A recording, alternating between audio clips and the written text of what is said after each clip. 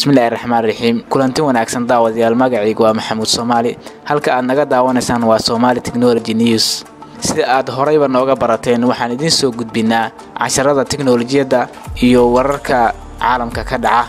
Inkastoo aan dhawaanahan hakinay wararka sababa jira awgood, fiidiyogan waxa uu ku saabsan yahay maanta cashar aad muhiim u ah. Inta aanan casharka guda galin si kana kooban kadib ayaan isku soo noqon doonaa.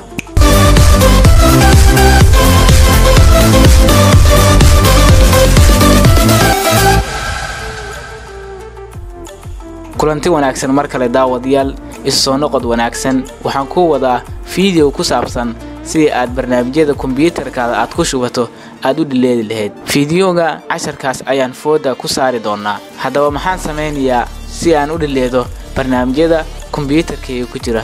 Marka aan rabo inaan dhileedo barnaamij ku jira kombiyuutarkayga, ma waxaan ka dhileediyaa desktopka isagoo shortcut ahaan ah mise meel kale oo aan tagayo ayaa jirta? haddii aad isagoo shortcut ah ka dhileedo desktopka kombiyuutarkaaga, taasi macnaheedu ma aha in aad dhileeday barnaamijka waxa aad ka dhileedaysaa meesha kombiyuutarka laga maamulo loo yaqaano control panel. Markii aad control panelka soo gasho waxaad ka sii tagaysaa halka ay ku qoran tahay programs. kadib waxaad ku dhufanaysaa ama sii xulanaysaa programs and features. markaasi waxa uu ku keenayaa barnaamijyadii kugu jira kombiyuutarkaaga iyagoo taxan. barnaamijka aad doonayso ayaad select ku sameynaysaa ama dooranaysaa. laba siyaabood ayaad u dhileedaysaa: in aad double click siiso ama laba jeer gujiso kadib aad yes sii tiraahdo, ama in aad right click tiraahdo oo aad uninstall tiraahdo kadib aad yes tiraahdo. waxaan dhileedayaa barnaamijkan soo socda. habka koowaad ayaan u adeegsanayaa oo aha right click kadib uninstall, yes ayaad ka sii xulanaysaa.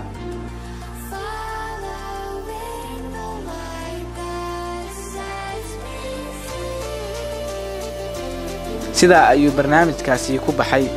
habka labaad ee aan u dhileedayo waa inaad double click siiyaa ama laba jeer gujiyaa kadib waxaan ka xulanayaa yes.